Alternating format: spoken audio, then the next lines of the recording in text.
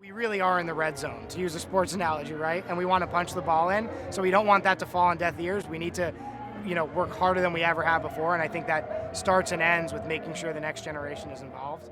And so I think Join us as we savor world-class wine, experience culinary adventures, and discover inspiring stories from our dedicated community of vintners, chefs, artisans, and beyond as we go behind the V.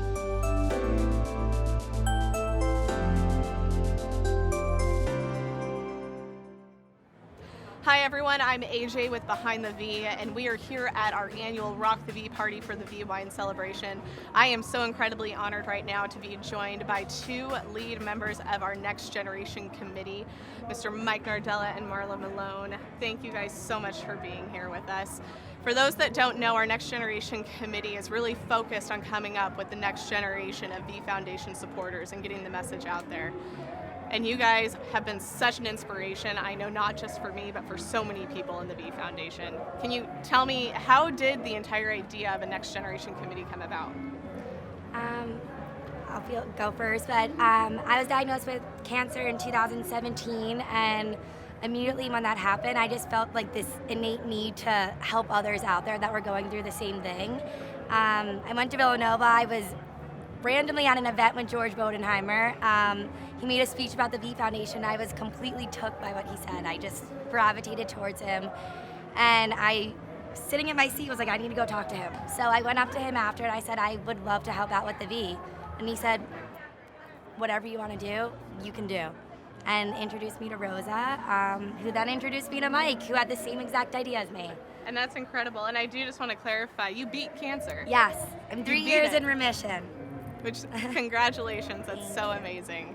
And so when you two got together, how did this entire thing come, tell me the story. How did this entire thing come together once you had it? Yeah, of course. And, when right after I graduated college, one of my best friends from college unfortunately passed away from Ewing sarcoma. And I was working with a nonprofit in Boston.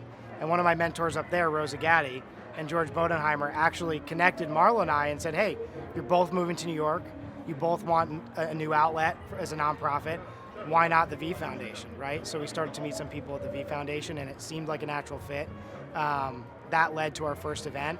And then after that, we really started to formulate our message with Rosa and with George, which was really around this idea of the next generation, where, right, like Jimmy Valvano and his message is so powerful, right? And we want to make sure that that message carries on. I remember it when I was a kid. I grew up diehard Villanova fan. Jay Wright in our house is like a god, right? And so I remember the speech. I'm 30, but some people in the younger generation may have not been alive for it, right? May not remember it. We want to make sure that message carries on. So the whole idea is, how do we get, the next generation of cancer research supporters, and then also to donate towards the next generation of cancer researchers on the back end as well, right? To connect it all together. So that's kind of, I guess in a nutshell, our mission. You're extending the legacy. Yes. It is. You're extending the legacy. And again, and I'm sure it's coming through on film as well. It's just so amazing to stand here with you both in person and even hear you talk about it and hear your passion and being able to extend that. Tell me a little bit more about the Victory Gala coming up in December.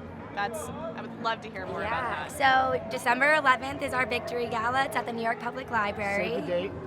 Be there. We have a surprise theme, so you'll find out when you get there. Black tie. Oh, that's fun. I know. So we got to keep everyone on their toes. And obviously proceeds from that are going to be going towards the V Foundation. It's going to be an excellent time. I was there at their first event. It was fantastic. It was definitely a thrilling event for sure, and it was wonderful. So, with the Victory Gala and coming up with the next generation, where do you see this leading? Yeah, I think it really starts in New York City, right? It started with, last time we had about a 450-person event.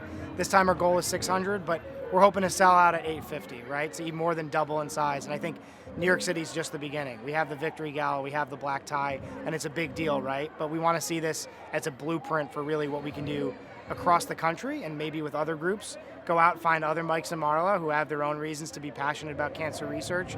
Because when you really dig into the numbers behind how much progress has been made in cancer research and just the mortality rates declining as rapidly as they have over the past 30 years since the V was founded to now, like we really are in the red zone, to use a sports analogy, right? And we want to punch the ball in. So we don't want that to fall on deaf ears. We need to, work harder than we ever have before. And I think that starts and ends with making sure the next generation is involved. And so I think, like I said, New York City first, and then building a blueprint with the V and with support from people like AJ and the rest of the V Foundation to do this in other cities as well. Of course. Well, you know that we completely support you, and we are so inspired by you. Before we kind of sign off, Mike, I know that I've heard so much about your passion. What would be your message to other people in that next generation category that are up and coming that want to get involved? Yeah, I think what I just said is don't stop, right? Don't ever give up is legendary words from Jimmy Valvano, but let's not stop now, right? And I know we've talked about this internally before, is like I said, if you just dig into the numbers, we are really on the goal line with so many different types of cancer. And cancer is just a catch-all for a bunch of different types of diseases. And really getting to the point where it's not just about surviving, but it's about thriving, right? Making sure, hey, not only can you survive from this, but beyond that, how can we improve quality of life just from the treatments, right? There's a lot of talk this weekend about vaccines. I bet you half of the people we're going to get in the room have never heard about a vaccine for cancer. And if that's possible, right, we want to be the ones to make sure that it happens. So I think don't stop is the message. Well, thank you guys once again for taking the time with me. And hey, save the date, December 11th in New York, and you can come help us punch the ball in. Be there.